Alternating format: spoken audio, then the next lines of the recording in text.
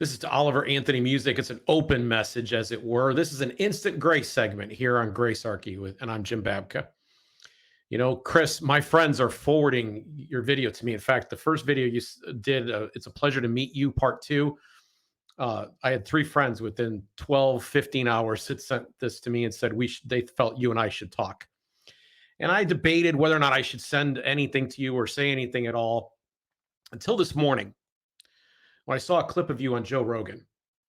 Now, I didn't end up in the hospital, but the other parts you described, that breakdown that ends up becoming a bit of a road to Damascus experience for you, well, that happened to me at age 29. I already had three kids at that point, and it set me on a journey where today I'm talking to you. I know you're busy, and I'm not going to be fake. I'm not I like some 90s country music, Garth Brooks, Brooks and Dunn. I'm not a big country music fan. I'm more of a hair metal guy. That's not what we have in common. I'm not even asking you to be on my show.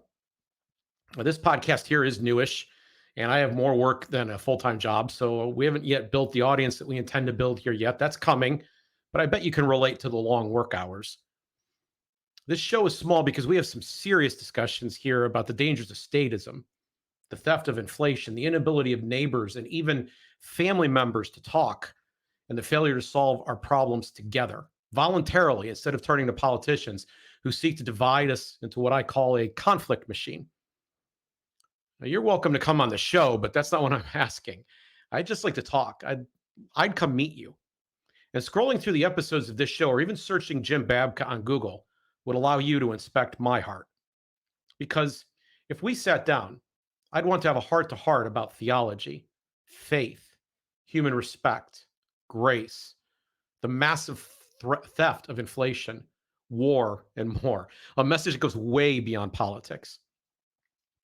Indeed, regarding inflation, hardly anyone understands how bad they're being robbed, how much the working man is being hurt.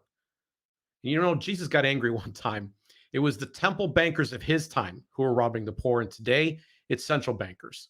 Anyway, what I'm offering or requesting is a very interesting conversation about profound subjects. Indeed, Gracearchy is about that state of a relationship modeled by Jesus Christ that goes beyond tolerance, which is good, or forgiveness, which is even better than tolerance. But grace is that state where we carry the cross and go the extra mile, even better.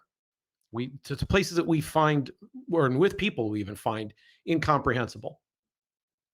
Now, not only does tolerance follow, but so does the golden rule. We learn to stop being busybodies. We learn that we can escape the conflict machine, which is a much better name than mere politics. And we can stop coercing others to live by our values or standards.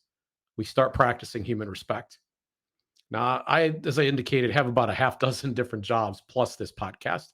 Nevertheless, I'd get in the car to come talk to you because I admire your decision to repudiate partisan affection and big contracts that might interfere with your ability to speak your true message. I see a potentially pure heart. Now, I say potentially because how do I know who you really are? And obviously, how do you know who I really am? We've only seen each other on YouTube. If you're interested in talking, please send me an email using comments at zeroaggressionproject.org. That's the comments address located in the footer of zeroaggressionproject.org, who sponsor this show. And if not, Godspeed to you, Chris.